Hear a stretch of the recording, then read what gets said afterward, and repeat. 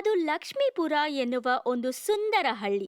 ಹಸಿರು ಹೊಳಗಳು, ಶಾಂತಿ ಮತ್ತು ಸಮಾಧಾನದಿಂದ ತುಂಬಿದ ಹಳ್ಳಿ. ಆ ಹಳ್ಳಿಯ ಕೊನೆಯಲ್ಲಿ ಒಂದು ಸುಂದರವಾದ ಗುಡಿಸಲು ಇತ್ತು. ಆ ಗುಡಿಸಲಿನಲ್ಲಿ 80 ವರ್ಷ ವಯಸ್ಸಿನ ಅಜ್ಜಿ ಶಾರದಮ್ಮ ವಾಸವಾಗಿದ್ರು. ದೇಹ ಸ್ವಲ್ಪ ಬಲಹೀನವಾದ್ರೂ ಮನಸ್ಸು ಮಾತ್ರ ಪರ್ವತದಂತೆ ಗಟ್ಟಿಯಾದದ್ದು. ಅವರ ಜೊತೆಗೆ ಇದ್ದರು ಅವರ ಸೊಸೆ ಮಂಜುಳಾ. ಮಂಜುಳಾ ಸರಳ ಸ್ವಭಾವದವಳು. ಕುಟುಂಬದ ಜವಾಬ್ದಾರಿಯನ್ನು ಪ್ರೀತಿಯಿಂದ ಹೊತ್ತುಕೊಂಡಳು. ಮಂಜುಳಾ ಗಂಡ ಪಟ್ಟಣದಲ್ಲಿ ಕೆಲಸ ಮಾಡುತ್ತಿದ್ದ ಮತ್ತು ಆ ಮನೆಯ ನಿಜವಾದ ಬೆಳಕು ಪುಟ್ಟ ಮೊಮ್ಮಗಳು ಚಿನ್ನಿ, ಚುರುಕು ಮತ್ತು ಚಿಲಿಪಿಲಿ ಹುಡುಗಿ. ಅಜ್ಜಿಗೆ ವಯಸ್ಸಾದರೂ ಅವರ ಹೊಲದಲ್ಲೇ ಕಷ್ಟಪಟ್ಟು ದುಡಿದು ಬದುಕಿನ ಜವಾಬ್ದಾರಿಯನ್ನು ಧೈರ್ಯದಿಂದ ಹೊತ್ತುಕೊಂಡಿದ್ರು. ಅಜ್ಜಿ, ಅಜ್ಜಿ, ಬನ್ನಿ ಇಲ್ಲಿ. ನಾನು ಏನು ತಂದಿದ್ದೀನಂತ ಬಂದು ನೋಡಿ ಅಜ್ಜಿ. ಅಯ್ಯೋ ನನ್ ಕಂದ, ಎಷ್ಟು ಸುಂದರವಾದ ಹೂಗಳು. ಇವನ್ನೆಲ್ಲ ದೇವರ ಮುಂದೆ ಅರ್ಪಿಸಿದರೆ ದೇವರು ನಮಗೆ ಒಳ್ಳೆಯ ಆಶೀರ್ವಾದ ನೀಡುತ್ತಾರೆ. ಹೌದು ಅಜ್ಜಿ, ನೀವು ಹೇಳಿದ ಹಾಗೆಯೇ ಮಾಡ್ತೀನಿ. ಆದ್ರೆ ಅಜ್ಜಿ, ನೀವು ಇನ್ನೂ ಯಾಕೆ ಈ ಹೊಲದಲ್ಲಿ ಇಷ್ಟು ಕಷ್ಟಪಟ್ಟು ಕೆಲಸ ಮಾಡ್ತಿದ್ದೀರಾ? ಇದು ನಿಮ್ಮ ಆರೋಗ್ಯಕ್ಕೆ ಒಳ್ಳೇದಲ್ಲ ಅಜ್ಜಿ. ಅತ್ತೆ, ಚಿನ್ನಿ ಕೇಳ್ತಿರುವುದು ಸರಿಯಾಗಿದೆ. ನೀವು ಯಾಕೆ ಇಷ್ಟು ಕಷ್ಟಪಟ್ಟು ದುಡಿಯುತ್ತಿದ್ದೀರಾ? ಈ ವಯಸ್ಸಿನಲ್ಲಿ ನಿಮಗೆ ವಿಶ್ರಾಂತಿ ಬೇಕು ಅಲ್ಲವಾ? ನಿಮ್ಮ ಮಗನು ಪಟ್ಟಣದಲ್ಲಿ ಚೆನ್ನಾಗಿ ಕೆಲಸ ಮಾಡ್ತಿದ್ದಾರೆ. ಹಾಗಿರುವಾಗ ನೀವು ಯಾಕೆ ಇಷ್ಟು ಕಷ್ಟವನ್ನು ನಿಮ್ಮ ಮೇಲೆ ಎಳೆದುಕೊಳ್ಳುತ್ತಿದ್ದೀರಾ ಅತ್ತೆ? ಮಗಳೇ, ದುಡಿಮೆಯೇ ದೇವರು.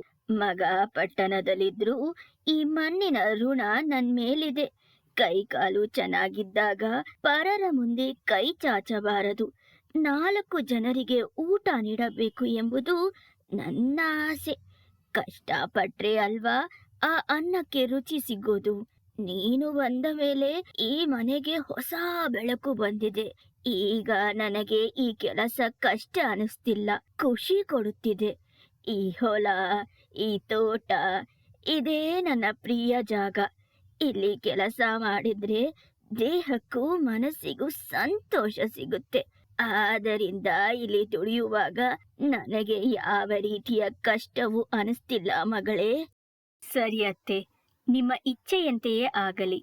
ನೀವು ಹೊಲದಲ್ಲಿ ದುಡಿಯುವುದರಿಂದ ನಿಮಗೆ ನೆಮ್ಮದಿ ಸಿಗುವುದಾದರೆ ಅದಕ್ಕೆ ನಾನು ಅಡ್ಡಿ ಮಾಡಲ್ಲ ಅತ್ತೆ.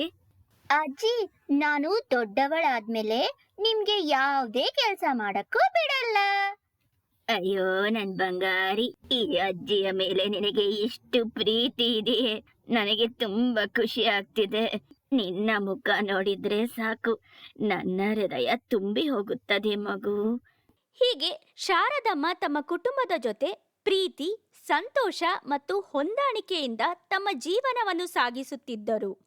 ಹೀಗಿರುವಾಗ ಒಂದು ದಿನ ದೂರದಿಂದ ಗೇರು ವಸ್ತ್ರ ಧರಿಸಿದ ಒಬ್ಬ ಸಾಧು ಮಹಾರಾಜರು ಅಜ್ಜಿಯ ಮನೆಗೆ ಹಸಿವಿನಿಂದ ಬಂದರು. ನಾರಾಯಣ ನಾರಾಯಣ, ಭಿಕ್ಷಾಂ ದೇಹಿ ಮಾತೆ.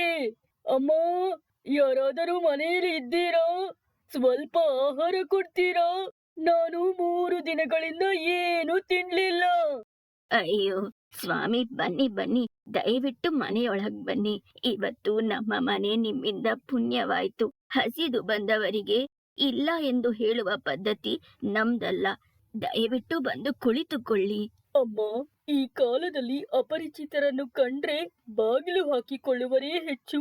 ಇಂತಹ ಸಮಯದಲ್ಲಿ ನೀವು ಇಷ್ಟು ಪ್ರೀತಿಯಿಂದ ಕರೆಯುತ್ತೀರಲ್ಲ, ನಿಮ್ಮದೇ ದೊಡ್ಡ ಗುಣ. ಅಯ್ಯೋ ಹಾಗನ್ಬೇಡಿ ಸ್ವಾಮಿ. ಈ ಭೂಮಿಯ ಮೇಲೆ ನಾವೆಲ್ಲರೂ ಅತಿಥಿಗಳೇ. ಎಂದು ನಾವಿರುತ್ತೇವೆ, ನಾಳೆ ಇರುವುದಿಲ್ಲ. ಹಾಗಿರುವಾಗ ಒಬ್ಬರಿಗೊಬ್ಬರು ಬಾಗಿಲು ಹಾಕಿಕೊಂಡ್ರೆ ಬದುಕುವುದರಲ್ಲಿ ಏನಿದೆ ಸಾರ್ಥಕತೆ? ನಮ್ಮ ಹಿರಿಯರು ಕಲಿಸಿಕೊಟ್ಟಿದ್ದು ಒಂದೇ, ಅತಿಥಿ ದೇವೋ ಭವ. ಹೊಟ್ಟೆ ತುಂಬಿದವನಿಗೆ ಊಟ ಹಾಕುವುದು ಉಪಕಾರವಲ್ಲ, ಆದರೆ ಹಸಿದು ಬಂದವನಿಗೆ ಒಂದು ತುತ್ತು ನೀಡುವುದು ನಾವು ಮನುಷ್ಯರಾಗಿ ಮಾಡಬೇಕಾದ ಕನಿಷ್ಠ ಸಹಾಯ. ನನ್ನ ಈ ಪುಟ್ಟ ಗುಡಿಸಲಿಗೆ ನೀವು ಬಂದಿದ್ದು ನಮಗೆ ಸಂತೋಷವೇ ಹೊರತು ಇದರಲ್ಲಿ ನನ್ನ ದೊಡ್ಡ ಗುಣವೇನೂ ಇಲ್ಲ ಸ್ವಾಮಿ. ನೀವು ಆರಾಮವಾಗಿ ಇಲ್ಲಿ ಇರಬಹುದು. ಮಂಜುಳಾ, ಚಿನ್ನಿ, ಬೇಗ ಬನ್ನಿ ಮಕ್ಳ. ನಮ್ಮನೆಗೆ ಸಾಧು ಮಹಾರಾಜರು ಬಂದಿದ್ದಾರೆ. ಹಸಿದು ಬಂದವರು ಸಾಕ್ಷಾತ್ ದೇವರಿದ್ದಂತೆ. ಅತಿಥಿ ದೇವೋ ಭವ ಎಂಬ ಮಾತಿನಂತೆ ನಾವು ಅವರಿಗೆ ಮೊದಲು ಉತ್ತಮವಾದ ಊಟದ ವ್ಯವಸ್ಥೆಯನ್ನು ಮಾಡಬೇಕು. ಬೇಗ ಬನ್ನಿ ಮಕ್ಳ. ಶಾರದಮ್ಮನ ಕರೆಯನ್ನು ಕೇಳಿ ಮಂಜುಳಾ ಮತ್ತು ಚಿನ್ನು ಮನೆಯೊಳಗಿನಿಂದ ಹೊರಬಂದು ಸಾಧು ಮಹಾರಾಜರನ್ನು ಸ್ವಾಗತಿಸಿದರು. ನಮಸ್ಕಾರ ಸ್ವಾಮಿ. ನಮ್ಮಲ್ಲಿ ಬಹಳ ಏನೂ ಇಲ್ಲ, ಆದರೆ ಇರುವುದನ್ನೆಲ್ಲ ಪ್ರೀತಿಯಿಂದ ನೀಡುತ್ತೇವೆ. ಆಯ್ತು ಮಗಳೇ, ನಿಮ್ಮ ಬಳಿ ಇರುವುದನ್ನೇ ನೀಡಿ, ಅದೇ ಸಾಕು ನನಗೆ. ಮಂಜುಳಾ ಅತ್ಯಂತ ಭಕ್ತಿಯಿಂದ ಒಂದು ಬಾಳೆ ಎಲೆಯನ್ನು ಹಾಸಿ ಮನೆಯಲ್ಲಿ ಆ ದಿನ ಮಾಡಿದ್ದ ಊಟವನ್ನು ಪ್ರೀತಿಯಿಂದ ನೀಡಿದ್ದಳು. ಸಾಧು ಮಹಾರಾಜರು ಅಜ್ಜಿ ಮತ್ತು ಮಂಜುಳಾ ತಯಾರಿಸಿದ ಸರಳವಾದ ಆದರೆ ಪ್ರೀತಿಯಿಂದ ತುಂಬಿದ ಊಟವನ್ನು ಸಂತೋಷದಿಂದ ತಿನ್ನಲು ಆರಂಭಿಸಿದರು. ಅವರ ಮುಖದಲ್ಲಿ ಸಂತೋಷದ ನಗು, ಹೃದಯದಲ್ಲಿ ಶಾಂತಿ ಕಾಣಿಸಿತು. ತಾಯಿ, ನೀವು ಬಡವರಾಗಿರಬಹುದು, ಆದರೆ ನಿಮ್ಮ ಹೃದಯ ಆ ಚಿನ್ನಕ್ಕಿಂತಲೂ ಅಮೂಲ್ಯವಾದದು. ಈ ಊಟದಲ್ಲಿ ನೀವು ಬಡಿಸಿದ್ದ ಅನ್ನಕ್ಕಿಂತ ನಿಮ್ಮ ಪ್ರೀತಿಯೇ ಹೆಚ್ಚಿದೆ. ಹಸಿದು ಬಂದವರಿಗೆ ಇಲ್ಲ ಎನ್ನದೆ ನಿಮ್ಮ ಬಳಿ ಇರುವುದನ್ನು ನೀಡಿ ನನ್ನ ಹೊಟ್ಟೆ ತುಂಬಿಸಿದಿರಾ. ಆ ಭಗವಂತ ನಿಮಗೆ ಯಾವಾಗಲೂ ಆಶೀರ್ವಾದಿಸಲಿ ತಾಯಿ. ನೀವೆಲ್ಲರೂ ಚೆನ್ನಾಗಿರ್ಬೇಕು ತಾಯಿ. ಧನ್ಯವಾದಗಳು ಸ್ವಾಮಿ. ನಿಮ್ಮ ಆಶೀರ್ವಾದ ನಮಗೆ ಸದಾ ಬೇಕು. ಸ್ವಾಮಿ, ನನಗೂ ಸಹ ಆಶೀರ್ವಾದ ನೀಡಿ. ಪುಟ, ನನ್ನ ಆಶೀರ್ವಾದ ಯಾವಾಗಲೂ ನಿನ್ನ ಜೊತೆಗೆ ಇರಲಿದೆ. ನಿನಗೆ ಒಳ್ಳೆಯ ಬುದ್ಧಿ, ಆರೋಗ್ಯ, ಐಶ್ವರ್ಯ ಆ ಭಗವಂತನು ನೀಡಲಿ. ನೀನು ಒಳ್ಳೆಯ ಹುಡುಗಿಯಾಗಿ ಬೆಳೆಯಬೇಕು. ದೇವರು ಸದಾ ನಿನ್ನ ಜೊತೆಗೆ ಇರಲಿ ಪುಟ. ಧನ್ಯವಾದಗಳು ಸ್ವಾಮಿ. ಸರಿ ತಾಯಿ, ನಾನು ಇನ್ನು ಹೊರಟು ಹೋಗುತ್ತೇನೆ. ನಿಮ್ಮೆಲ್ಲರಿಗೂ ಧನ್ಯವಾದಗಳು. ಭಗವಂತನು ಸದಾ ನಿಮ್ಮ ಜೊತೆಗೆ ಇರಲಿ. ನಾನು ಹೊರಡುವ ಮೊದಲು ನಿಮಗೆ ನಾನು ಒಂದು ವರ ಕೊಡಲು ಇಷ್ಟಪಡುತ್ತೇನೆ. ನೀವು ಏನ್ ಬೇಕಾದರೂ ಕೇಳಬಹುದು. ನಾನು ಅದಕ್ಕೆ ಇಲ್ಲ ಎಂದು ಹೇಳುವುದಿಲ್ಲ. ನಿಶ್ಚಯವಾಗಿ ಅದನ್ನು ನಿಮಗೆ ನೀಡುತ್ತೇನೆ. ದಯವಿಟ್ಟು ಕೇಳಿ ತಾಯಿ. ಅಯ್ಯೋ ಸ್ವಾಮಿ, ಇಲ್ಲ ಇಲ್ಲ, ದಯವಿಟ್ಟು ನಮಗೆ ಏನು ಬೇಡ. ಈ ವಯಸ್ಸಿನಲ್ಲಿ ನನಗೆ ಆಸ್ತಿ ಅಂತಸ್ತುಗಳ ಆಸೆ ಯಾವುದೂ ಇಲ್ಲ. ನಾವು ಇದನ್ನೆಲ್ಲ ನಮ್ಮ ಹೃದಯದಿಂದ ಮಾಡಿದ್ದೇವೆ. ನಿಮ್ಮಿಂದ ಯಾವುದೇ ವರ ಬೇಕಾಗಿಲ್ಲ ಸ್ವಾಮಿ. ಇಂದು ನೀವು ತೃಪ್ತಿಯಿಂದ ಊಟ ಮಾಡಿದ್ದೀರಾ, ಅದೇ ನನಗೆ ದೊಡ್ಡ ವರ. ಅದೇ ನನ್ನ ದೊಡ್ಡ ಪುಣ್ಯ ಸ್ವಾಮಿ. ಇಲ್ಲ ತಾಯಿ, ಇದನ್ನು ನಾನು ಹೃದಯದಿಂದ ನೀಡುತ್ತಿದ್ದೇನೆ ಮತ್ತು ಇದನ್ನು ನಿಜವಾಗಿಯೂ ಕೊಡಲು ಇಷ್ಟಪಡುತ್ತಿದ್ದೇನೆ. ದಯವಿಟ್ಟು ಇಲ್ಲ ಎಂದು ಹೇಳಬೇಡ ತಾಯಿ. ಸ್ವಾಮಿ, ಈಗ ನನಗೆ ಯಾವುದು ಬೇಡ. ದೇವರು ಕೊಟ್ಟಿರುವುದರಲ್ಲಿ ನಾನು ಸಂತೋಷವಾಗಿ ಇದ್ದೇನೆ. ಒಂದು ದಿನ ನಿಜವಾಗಿಯೂ ನನಗೆ ಏನಾದರೂ ಬೇಕೆಂದ್ರೆ ಆಗ ಖಂಡಿತವಾಗಿಯೂ ನಿಮಗೆ ಕೇಳ್ತೀನಿ ಸ್ವಾಮಿ. ತಾಯಿ, ನಿನ್ನ ಈ ಸರಳತೆ ಮತ್ತು ತೃಪ್ತಿಯನ್ನು ನೋಡಿದಾಗ ನನಗೆ ಅಪಾರ ಸಂತೋಷವಾಗುತ್ತಿದೆ. ಖಂಡಿತವಾಗಿಯೂ ತಾಯಿ, ನೀನು ಕೇಳಿದಾಗ ಆ ವರಕ್ಕೆ ನಾನು ಇಲ್ಲ ಎಂದು ಹೇಳುವುದೇ ಇಲ್ಲ. ಇನ್ನು ನಾನು ಹೊರಡುತ್ತೇನೆ. ಭಗವಂತನು ಯಾವಾಗಲೂ ನಿಮ್ಮ ಜೊತೆಯೇ ಇರಲಿ ಹಾಗೂ ಈ ಗ್ರಾಮವನ್ನು ಸದಾ ಕಾಪಾಡಲಿ. ಧನ್ಯವಾದಗಳು ಸ್ವಾಮಿ. ನೀವು ಸುರಕ್ಷಿತವಾಗಿ ನಿಮ್ಮ ದಾರಿಯಲ್ಲಿ ಹೋಗಿ ಬನ್ನಿ. ದೇವರು ನಿಮ್ಮ ಜೊತೆ ಇರಲಿ ಸ್ವಾಮಿ. ಸಾಧು ಮಹಾರಾಜರು ಸಂತೋಷ, ತೃಪ್ತಿ ತುಂಬಿದ ಹೃದಯದೊಂದಿಗೆ ಶಾರದಮ್ಮನ ಮನೆಯಿಂದ ಹೊರಟು ಹೋದರು. ಆದರೆ ಅದೇ ಹಳ್ಳಿಯ ಉತ್ತರ ಭಾಗದಲ್ಲಿ ಸೂರ್ಯನ ಬೆಳಕು ಕೂಡ ಒಳನುಗ್ಗದಷ್ಟು ದಟ್ಟವಾದ ಅಡವಿ ಇತ್ತು. ಆ ಅಡವಿಯ ಗಂಭೀರ ನಿಶಬ್ದದ ಮಧ್ಯೆ ಹಳೆಯ ಒಂದು ದೊಡ್ಡ ಮರದ ಮೇಲೆ ಭಯಂಕರ ದೆವ್ವ ವಾಸಿಸುತ್ತಿತ್ತು. ಅವಳ ಹೆಸರು ಮೋಹಿನಿ. ಸಂಜೆ ಕತ್ತಲು ಬೀಳುತ್ತಿದ್ದಂತೆ ಆಕೆಯ ಕಣ್ಣುಗಳಲ್ಲಿ ಕ್ರೂರ ಕೋಪದಿಂದ ಉರಿಯುತ್ತಿತ್ತು. ಹಳ್ಳಿಗರು ಅಥವಾ ದಾರಿ ಹೋಗುವ ಪ್ರಯಾಣಿಕರು ಆ ಅಡವಿಯ ಹಾದಿ ಹಿಡಿದರೆ ಸಾಕು, ಅವಳ ಭಯಂಕರ ಸ್ವಭಾವ ಮತ್ತು ಉಗ್ರ ಕೋಪದಿಂದ ಆ ದಾರಿಯಲ್ಲಿ ಹೋಗುವವರಿಗೆ ಸದಾ ತೊಂದರೆಯನ್ನು ಕೊಡುತ್ತಿದ್ದಳು. ಹಳ್ಳಿಗೆ ಹೋಗುವ ಹಾದಿ ಆ ದಟ್ಟವಾದ ಅಡವಿಯ ಮೂಲಕವೇ ಹಾದು ಹೋಗಬೇಕಾಗಿತ್ತು. ಹೀಗಿರುವಾಗ ಮಕ್ಕಳನ್ನು ನೋಡಿದ ಮೋಹಿನಿ, ಯಾರಿವರು ಈ ಅಡವಿಯ ಹಾದಿಯಿಂದ ಹೋಗುತ್ತಿರುವವರು? ಹ, ಚಿಕ್ಕ ಮಕ್ಕಳ. ಓಹೋ, ಬಹಳ ದಿನಗಳ ನಂತರ ನನ್ನ ಅಡವಿಗೆ ಪುಟ್ಟ ಅತಿಥಿಗಳು ಬಂದಿದ್ದಾರೆ. ಇಷ್ಟು ದಿನ ಹಿರಿಯರನ್ನು ಹೆದರಿಸುತ್ತಿದ್ದೆ. ಇಂದು ಈ ಮಕ್ಕಳ ಜೊತೆಗೆ ಸ್ವಲ್ಪ ಆಟ ಆಡೋಣ.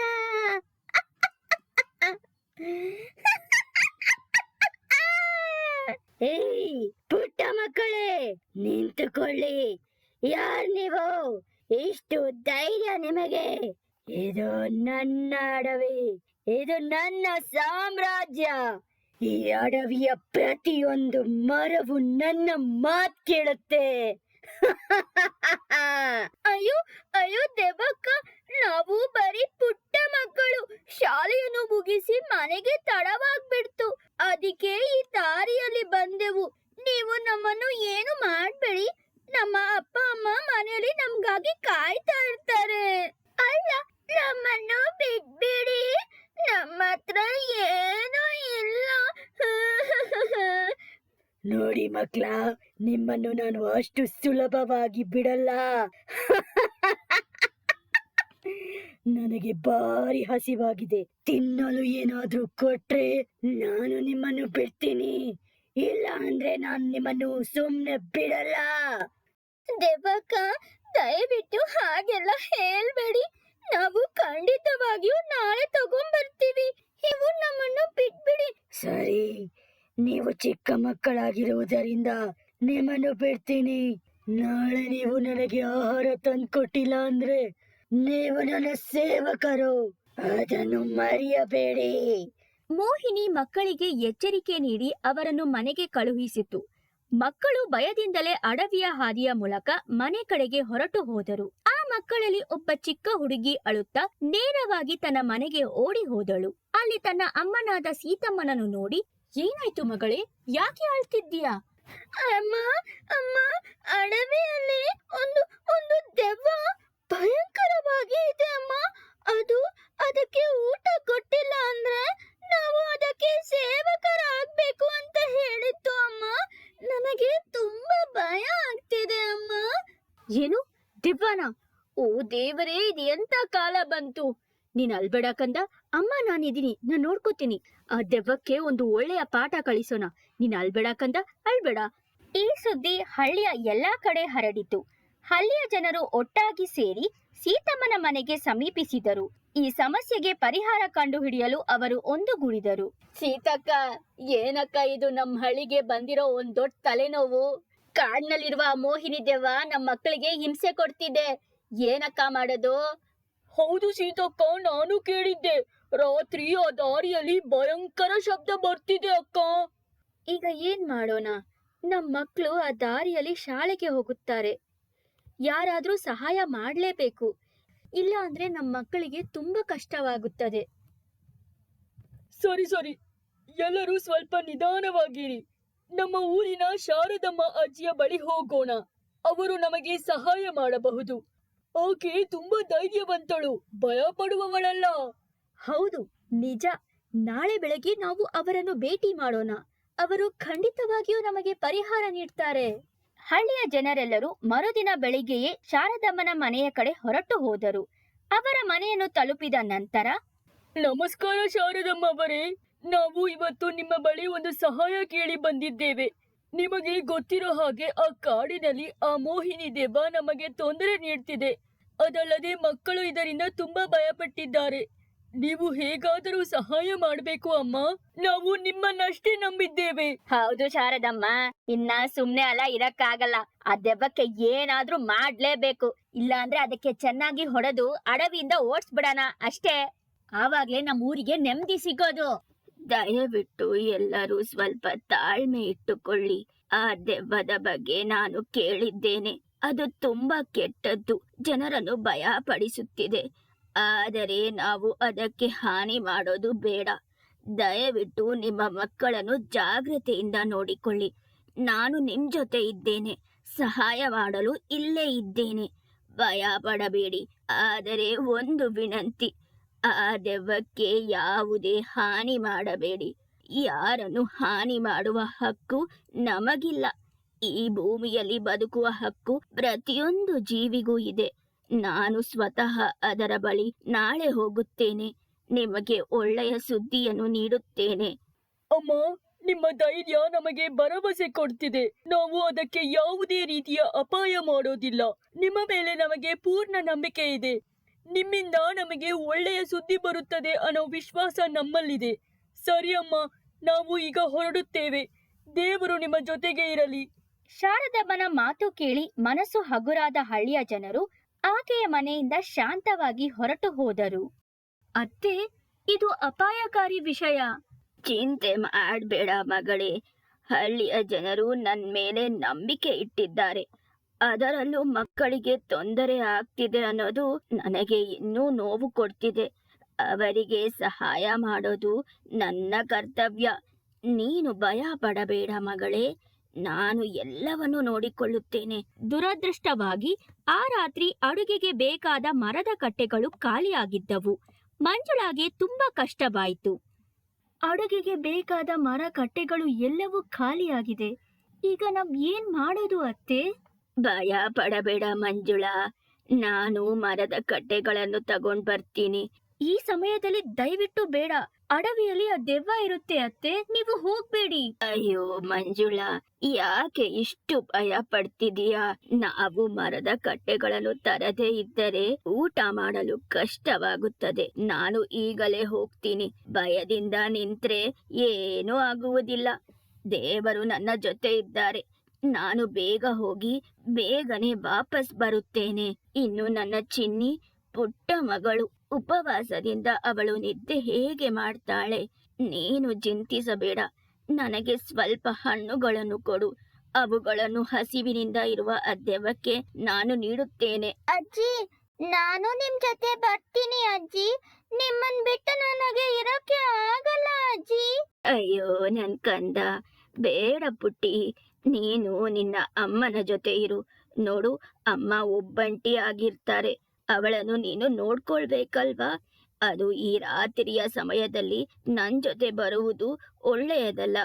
ನೀನು ಮನೆಯಲ್ಲಿ ಇರು ಕಂದಮ್ಮ. ನಾನು ಬೇಗ ವಾಪಸ್ ಬರ್ತೀನಿ. ಸರಿ ಅಜ್ಜಿ, ನಾನು ಅಮ್ಮನ ಜೊತೆನೇ ಇರ್ತೀನಿ. ನೀವು ಬೇಗ ಬಂದ್ಬಿಡಿ. ಸರಿ ಅತ್ತೆ, ನೀವು ಹುಷಾರಾಗಿ ಹೋಗಿ ಬನ್ನಿ. ನಾವು ನಿಮ್ಗೋಸ್ಕರ ಕಾಯ್ತಾ ಇರ್ತೀವಿ. ಅಜ್ಜಿ ಕೆಲವು ಹಣ್ಣುಗಳೊಂದಿಗೆ ಮನೆಯಿಂದ ಹೊರಟರು. ಧೈರ್ಯ ತುಂಬಿದ ಮನಸ್ಸಿನಿಂದ ಕತ್ತಲಾದ ಅಡವಿಗೆ ತನ್ನ ಪಯಣವನ್ನು ಆರಂಭಿಸಿದರು. ಸ್ವಲ್ಪ ಹೊತ್ತಿನಲ್ಲೇ ಅಜ್ಜಿ ಅಡವಿಗೆ ತಲುಪಿದರು. ಅಲ್ಲಿ ಬಿದ್ದಿದ್ದ ಮರ ಕಟ್ಟೆಗಳನ್ನು ಸಂಗ್ರಹಿಸಲು ಆರಂಭಿಸಿದರು. ಅದನ್ನು ಕಂಡ ಮೋಹಿನಿಗೆ ತುಂಬಾ ಕೋಪ ಬಂತು. ಹೇಯ್, ನೀನು ಯಾರು? ಯಾಕೆ ನನ್ನ ಅಡವಿಗೆ ಬಂದಿದ್ದೀಯಾ? ಇದು ನನ್ನ ಅಡವಿ ಅಂತ ನಿನಗೆ ಗೊತ್ತಿಲ್ವಾ? ನಿನಗೆ ಎಷ್ಟು ಧೈರ್ಯ ಇರಬೇಕು? ನಾನ್ ಯಾರು ಅಂತ ನಿನಗೆ ಗೊತ್ತಾ ಮುದುಕಿ? ನೀನು ಯಾರಾಗಿದ್ರೆ ನನ್ಗೇನು? ನೀನು ದೆವ್ವ ಅಷ್ಟೇ ಅಲ್ವಾ? ನೋಡು, ನನ್ನ ಹೆಸರು ಶಾರದಮ್ಮ. ನಾನು ಇಲ್ಲಿಗೆ ಜಗಳಕ್ಕೆ ಬಂದಿಲ್ಲ. ಕೇವಲ ನನಗೆ ಬೇಕಾದ ಮರ ಕಟ್ಟೆಗಳನ್ನು ತೆಗೆದುಕೊಂಡು ಹೋಗಲು ಬಂದಿದ್ದೇನೆ. ಹೇಯ್ ಮುದುಕಿ, ಈ ಅಡವಿ ನನ್ನದು. ಇಲ್ಲೆಲ್ಲ ನನ್ನದೇ ಸಾಮ್ರಾಜ್ಯ. ನನ್ನನ್ನು ಕೇಳದೆ ಒಂದು ಕಟ್ಟೆ ಮರವನ್ನು ಕೂಡ ನೀನು ಮುಟ್ಟಬಾರದು. ನಿನ್ನನ್ನು ನಾನು ಸುಮ್ಮನೆ ಬಿಡಲ್ಲ. ಹೋಗು ಇಲ್ಲಿಂದ, ಮೊದ್ಲು ಹೋಗು. ನೋಡು, ಈ ಅಡವಿ ನಿನದಾಗಿರಬಹುದು, ಆದ್ರೆ ಈ ಭೂಮಿ ದೇವರದು. ನಾನು ಕೇವಲ ಬಡವಳು. ನನ್ನ ಮೊಮ್ಮಗಳು ಮತ್ತು ಸೊಸೆ ಹಸಿದಿದ್ದಾರೆ. ಅದಕ್ಕಾಗಿಯೇ ನಾನು ಇದನ್ನು ತೆಗೆದುಕೊಂಡು ಹೋಗಲೇಬೇಕು. ಅದಲ್ಲದೆ ನೀನು ಯಾಕೆ ಇಷ್ಟು ಚಿಕ್ಕ ಮಕ್ಕಳಿಗೆ ತೊಂದರೆ ಕೊಡ್ತೀಯಾ? ಅವರು ಏನು ತಪ್ಪು ಮಾಡಿದ್ದಾರೆ ಹೇಳು? ಅವರನ್ನು ನೀನು ನಿನ್ನ ಸೇವಕರಾಗಿ ಮಾಡಬೇಕು ಎಂದು ಏಕೆ ಬೆದರಿಸುತ್ತಿದ್ದೀಯಾ? ಏಯ್ ಮುದುಕಿ, ನನಗೆ ಆಹಾರ ಬೇಕು. ಹಸಿವು ನನ್ನೊಳಗೆ ಬೆಂಕಿ ಅಂತ ಉರಿತಾ ಇದೆ. ಇದು ಮಕ್ಕಳ ವಿಷಯವೂ ಅಲ್ಲ, ಯಾರ ವಿಷಯವೂ ಅಲ್ಲ.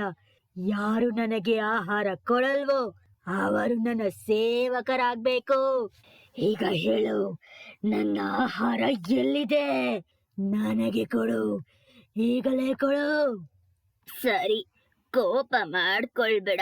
ನಿನಗೆ ಬೇಕಾದ್ರೆ ನಾನು ತಂದಿರುವ ಹಣ್ಣುಗಳನ್ನು ಕೊಡ್ತೀನಿ. ಅದನ್ನು ತಿಂದು ನಿನ್ನ ಹಸಿವನ್ನು ತೀರಿಸಿಕೊ.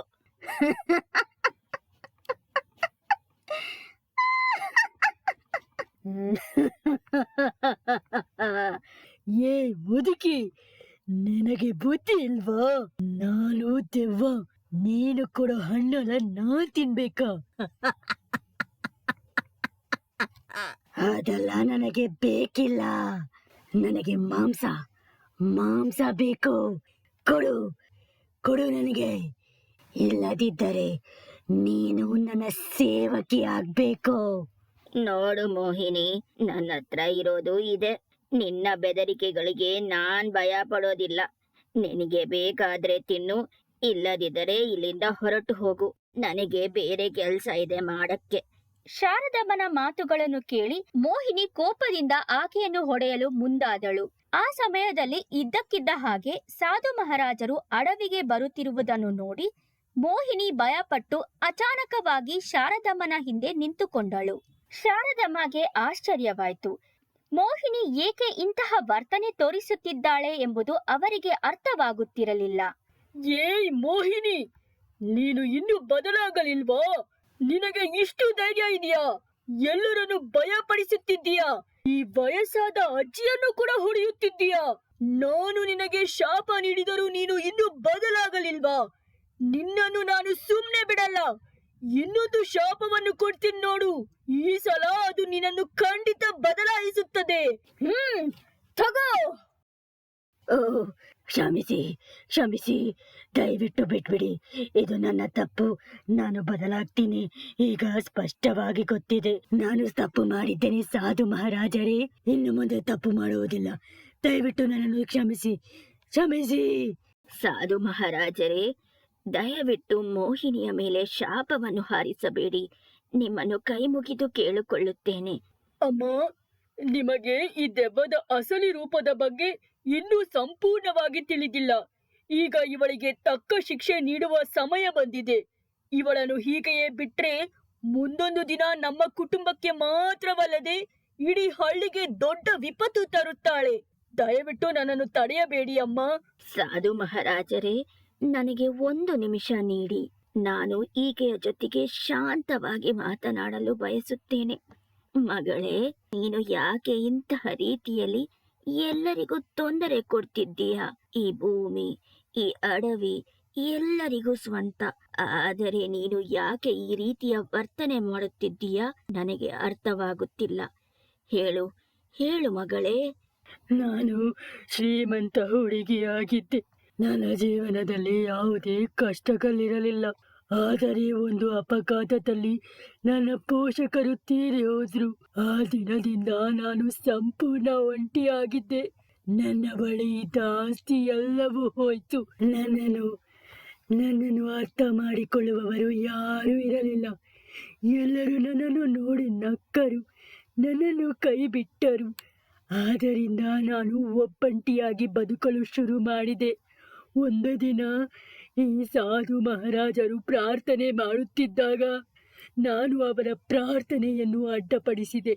ಅದಕ್ಕಾಗಿ ಅವರು ನನಗೆ ಈ ಶಿಕ್ಷೆಯನ್ನು ನೀಡಿದ್ದರು. ಜಗತ್ತೇ ನನ್ನನ್ನು ಕೈಬಿಟ್ಟಾಗ ನನ್ನ ಮನೆ ಆಗಿದ್ದು ಈ ಕಾಡೆ. ಇದು ಬರೀ ಮರಗಳಲ್ಲ, ಇದೇ ನನ್ನ ಪಾಲಿನ ಮನೆ. ಈ ಮನೆಯನ್ನು ನಾನು ಹೇಗೆ ಬಿಟ್ಕೊಡ್ಲಿ ಅಜ್ಜಿ? ಓ ಮಗಳೇ, ನಿನ್ನ ಮನಸ್ಸಿನೊಳಗೆ ಇಷ್ಟು ನೋವಿದೆ ಅನ್ನೋದು ನನಗೆ ಈಗ ಅರ್ಥವಾಯ್ತು. ಆದರೆ ನೀನು ಹೊರಗೆ ನೋಡಲು ಭಯಾನಕವಾಗಿದ್ದೀಯ ಅಷ್ಟೇ. ಒಳಗೆ ನೀನು ನೋವಿನಿಂದ ತುಂಬಾ ಕಷ್ಟಪಡ್ತಿದ್ದೀಯ. ಚಿಂತೆ ಮಾಡಬೇಡ ಮಗಳೇ, ನಾನು ನಿನಗೆ ಇದ್ದೇನೆ. ಸಾಧು ಮಹಾರಾಜರೇ, ನೀವು ನನಗೆ ಸಹಾಯ ಮಾಡಬೇಕು. ದಯವಿಟ್ಟು ನಾನು ಕೇಳಬಹುದೇ? ಹೇಳಿ ತಾಯಿ. ಈ ದೆವ್ವದ ಮೇಲೆ ಶಾಪ ಹಾಕಬೇಡಿ. ಇದನ್ನು ಇಲ್ಲಿಗೆ ನಿಲ್ಲಿಸಿಬಿಡಿ. ನಾನು ನಿಮ್ಮಲ್ಲಿ ಒಂದು ವರ ಕೇಳುತ್ತೇನೆ. ಅಂದು ನೀವು ಹೇಳಿದ್ದರಲ್ಲವೇ, ನಾನು ಕೇಳುವ ವರಕ್ಕೆ ನೀವು ಖಂಡಿತ ನೀಡುತ್ತೀರಿ ಎಂದು. ಈಗ ಕೇಳುತ್ತಿದ್ದೇನೆ. ಇವಳನ್ನು ಈ ಶಾಪದಿಂದ ಮುಕ್ತಗೊಳಿಸಿ ಮತ್ತೆ ಹಳೆಯ ಹುಡುಗಿಯನ್ನಾಗಿ ಮಾಡಿ. ಆ ಕ್ಷಣದಲ್ಲಿ ಸಾಧುವಿಗೆ ಅಂದು ಶಾರದಮ್ಮನಿಗೆ ನೀಡಿದ ಮಾತು ನೆನಪಾಯಿತು. ಅವರು ಕೇಳುವ ವರಕ್ಕೆ ಇಲ್ಲ ಎಂದು ಹೇಳುವುದಿಲ್ಲ ಎಂದು ಅವರು ಭರವಸೆ ನೀಡಿದ್ದರು. ಈಗ ಶಾರದಮ್ಮ ಕೇಳುತ್ತಿರುವ ವರವು ಅವರಿಗೆ ಕೊಡಲು ಇಷ್ಟವಾಗದಿದ್ದರೂ ಕೊಟ್ಟ ಮಾತಿನಂತೆ ಅದನ್ನು ಪಾಲಿಸಿ ನಡೆಯಬೇಕಾದ ಅನಿವಾರ್ಯತೆ ಎದುರಾಯಿತು. ತಾಯಿ, ನೀನು ನಿನಗಾಗಿ ಏನು ಕೇಳದೆ ನಿನ್ನನ್ನು ಕಾಡಿದ ಈ ದೆವ್ವಕ್ಕಾಗಿ ಮರುಜೀವನ ನೀಡಬೇಕು ಎಂದು ವರ ಕೇಳ್ತಿದ್ಯಾ ಅಲ್ವಾ? ನಿನ್ನ ಹೃದಯ ಇಷ್ಟು ವಿಶಾಲವಾಗಿರುತ್ತೆಂದು ನಾನು ಅಂದುಕೊಂಡಿರಲಿಲ್ಲ ತಾಯಿ. ನಾನು ನಿಮ್ಮ ಬೇಡಿಕೆಗೆ ಖಂಡಿತ ಇಲ್ಲ ಎನ್ನುವುದಿಲ್ಲ ತಾಯಿ. ಈಗಲೇ ನಾನು ಈಕೆಯನ್ನು ಹಳೆಯ ಹುಡುಗಿಯಾಗಿ ಮಾಡ್ತೀನಿ. ಸಾಧು ಮೋಹಿನಿಯನ್ನು ಸುಂದರವಾದ ಹುಡುಗಿಯಾಗಿ ಬದಲಾಯಿಸಿದರು. ಆ ನಂತರ ಮೋಹಿನಿ ಖುಷಿಯಿಂದ ಅಜ್ಜಿಗೆ, ಅಜ್ಜಿ, ದಯವಿಟ್ಟು ನನ್ನನ್ನು ಕ್ಷಮಿಸಿಬಿಡಿ. ಅಹಂಕಾರದಿಂದ ನಾನು ನಿಮಗೆ ಮಾಡಿದ ಅವಮಾನ, ಕೊಟ್ಟ ತೊಂದರೆ ಎಷ್ಟು ದೊಡ್ಡದು ಎಂಬುದು ಈಗ ನನಗೆ ಅರ್ಥವಾಗುತ್ತಿದೆ. ನಾನು ನಿಮ್ಮನ್ನು ಮನುಷ್ಯಳೆಂದು ನೋಡದೆ ದೌರ್ಜನ್ಯ ಮಾಡಿದೆ. ಆದರೂ ನೀವು ನನಗೆ ಈ ಸಾಧುವಿನ ಹತ್ತಿರ ವರ ಕೇಳಿ ನನಗೆ ಹೊಸ ಜೀವನ ಕೊಟ್ಟಿದ್ದೀರಿ. ನಿಮ್ಮ ಈ ದೊಡ್ಡ ಗುಣದ ಮುಂದೆ ನಾನು ತುಂಬಾ ಚಿಕ್ಕವಳು ಅಜ್ಜಿ, ನಾನು ತುಂಬಾ ಚಿಕ್ಕವಳು. ನನ್ನನ್ನು ದಯವಿಟ್ಟು ಕ್ಷಮಿಸಿಬಿಡಿ ಅಜ್ಜಿ. ಚಿಂತಿಸಬೇಡ ಮಗಳೇ. ಪ್ರತಿಯೊಬ್ಬ ಮನುಷ್ಯನ ಹಿಂದೆ ಅವರಿಗೆ ಮಾತ್ರ ತಿಳಿದಿರುವ ಒಂದು ಕತೆ ಇರುತ್ತದೆ. ಕೆಲವೊಮ್ಮೆ ಅದನ್ನು ಯಾರಿಗೂ ಹೇಳಿಕೊಳ್ಳಲು ಸಾಧ್ಯವಾಗುವುದಿಲ್ಲ. ಆ ನೋವು, ಆ ಪರಿಸ್ಥಿತಿಗಳೇ ಮನುಷ್ಯನನ್ನು ಈ ರೀತಿ ಬದಲಿಸಿ ಬಿಡುತ್ತವೆ. ನಾವು ಬೇರೆಯವರನ್ನು ನೋಡಿ ಅವರು ಯಾಕೆ ಹೀಗಿದ್ದಾರೆ ಎಂದು ಅರ್ಥ ಮಾಡಿಕೊಳ್ಳುವುದೇ ಇಲ್ಲ. ನನ್ನ ಪ್ರಕಾರ ನೀನು ಕೆಟ್ಟವಳಲ್ಲ ಮಗಳೇ. ನಿನ್ನ ಸುತ್ತಲಿನ ಪರಿಸ್ಥಿತಿ ನಿನ್ನನ್ನು ಹೀಗೆ ಮಾಡಿತ್ತು. ಮನುಷ್ಯರಾದ ಮೇಲೆ ತಪ್ಪು ಮಾಡುವುದು ಸಹಜ. ಆದರೆ ಆ ತಪ್ಪುಗಳನ್ನು ಮತ್ತೆ ಮಾಡಬಾರದು ಎಂಬುದು ಅಷ್ಟೇ ಮುಖ್ಯ. ಈಗ ನಿನ್ನ ತಪ್ಪಿನ ಅರಿವಾಗಿದೆ, ಅದೇ ಸಾಕು ಮಗಳೇ. ಇಷ್ಟು ದಿನ ಒಂಟಿಯಾಗಿದ್ದ ಆಕೆ ಶಾರದಮ್ಮನನ್ನು ಪ್ರೀತಿಯಿಂದ ಅಪ್ಪಿಕೊಂಡಳು. ಆ ಅಪ್ಪುಗೆಯಲ್ಲಿ ಕಳೆದು ಹೋದ ಕುಟುಂಬದ ಪ್ರೀತಿ ಮತ್ತು ಹೊಸ ಭರವಸೆ ಇತ್ತು. ನಂತರ ಇಬ್ಬರು ಭಕ್ತಿಯಿಂದ ಸಾಧುವಿನ ಪಾದಗಳಿಗೆ ನಮಸ್ಕರಿಸಿ ಅವರ ಆಶೀರ್ವಾದವನ್ನು ಪಡೆದರು. ಶಾರದಮ್ಮ ಆ ಹುಡುಗಿಯ ಕೈ ಹಿಡಿದು ಹಳ್ಳಿಗೆ ಕರೆತಂದರು. ಹಳ್ಳಿಯ ಜನರ ಮುಂದೆ ಅವಳನ್ನು ನಿಂತಿಸಿ ಅವಳ ಜೀವನದಲ್ಲಿ ನಡೆದ ನೋವಿನ ಕತೆ ಮತ್ತು ಅವಳು ಅನುಭವಿಸಿದ ಸಂಕಷ್ಟಗಳನ್ನು ವಿವರಿಸಿದರು. ಅಯ್ಯೋ ಮಗಳೇ, ನಮಗೆ ನಿನ್ನ ಹಿಂದಿನ ಕಷ್ಟದ ಬಗ್ಗೆ ಗೊತ್ತಿರಲಿಲ್ಲ. ನಮ್ಮನ್ನು ಕ್ಷಮಿಸಿ ಬಿಡು. ನೀನು ನಮಗೆ ತೊಂದರೆ ಕೊಡ್ತೀಯೇನೋ ಎಂಬ ಭಯದಿಂದ ನಾವು ನಿನ್ನನ್ನು ದೂರ ಮಾಡಿದ್ದೆವು. ಮೋಹಿನಿ, ಇಂದಿನಿಂದ ನೀನು ಈ ಹಳ್ಳಿಯ ಮಗಳು. ನಿನಗೆ ಬೇಕಾದ ಎಲ್ಲ ಸೌಕರ್ಯಗಳನ್ನು ನಾವು ಮಾಡುತ್ತೇವೆ. ಈ ಹಳ್ಳಿಯೇ ನಿನ್ನ ಮನೆ. ಈ ಹಳ್ಳಿಯ ಜನರು ನಿನ್ನ ಕುಟುಂಬ. ನೀನು ಇನ್ನು ಮುಂದೆ ಶಾಂತಿಯಿಂದ ಬದುಕಬಹುದು. ಅಜ್ಜಿ, ನೀವು ಇಂದು ನಮಗೆ ದೊಡ್ಡ ಪಾಠ ಕಲಿಸಿದ್ದೀರಾ. ಯಾರನ್ನು ಅವರ ಬಾಹ್ಯ ರೂಪದಿಂದ ನಾವು ಅಳೆಯಬಾರದು ಎಂದು ನಮಗೆ ಅರ್ಥವಾಯಿತು. ಇವಳಿಗೆ ಬೇಕಾದ ಎಲ್ಲ ಆಸರೆಯನ್ನು ನಾವು ಖಂಡಿತ ನೀಡುತ್ತೇವೆ. ಶಾರದಮ್ಮನ ಪ್ರೀತಿ ಮತ್ತು ಅವರ ಮಾರ್ಗದರ್ಶನದಲ್ಲಿ ಅವಳು ಕುಟುಂಬದ ಸದಸ್ಯಳಾಗಿ ಎಲ್ಲರೊಂದಿಗೆ ಸುಖ ಸಂತೋಷದಿಂದ ಬಾಳತೊಡಗಿದಳು. ಯಾರನ್ನಾದರೂ ಅವರ ಹೊರಗಿನ ರೂಪ ಅಥವಾ ಪರಿಸ್ಥಿತಿಯ ಮೂಲಕ ಅಳೆಯಬೇಡಿ. ಯಾರು ಕೆಟ್ಟವರಾಗಿ ಹುಟ್ಟುವುದಿಲ್ಲ. ಕೇವಲ ಸಂದರ್ಭಗಳು ಅವರನ್ನು ಆ ರೀತಿ ಮಾಡಬಹುದು. ಪ್ರತಿಯೊಂದು ಕಠಿಣ ವರ್ತನೆಯ ಹಿಂದೆ ಯಾರಿಗೂ ಹೇಳಲು ಸಾಧ್ಯವಾಗದ ನೋವಿನ ಕತೆ ಇರುತ್ತದೆ. ಅವರ ಪರಿಸ್ಥಿತಿಯನ್ನು ಗಮನಿಸಿ ನೋಡಿದಾಗ ಅವರಿಗೆ ಎದುರಾದ ಕಷ್ಟವನ್ನು ಅರ್ಥ ಮಾಡಿಕೊಳ್ಳಬಹುದು. ಕೋಪದಿಂದ ಏನೂ ಸಾಧಿಸಲು ಸಾಧ್ಯವಿಲ್ಲ. ಬದಲಾಗಿ ತಾಳ್ಮೆ ಮತ್ತು ಸಹನೆಯಿಂದ ಅವರ ಪರಿಸ್ಥಿತಿಯನ್ನು ಅರ್ಥ ಮಾಡಿಕೊಳ್ಳಲು ಪ್ರಯತ್ನಿಸಿದರೆ ಸಂಬಂಧಗಳು ಗಟ್ಟಿಯಾಗುತ್ತವೆ.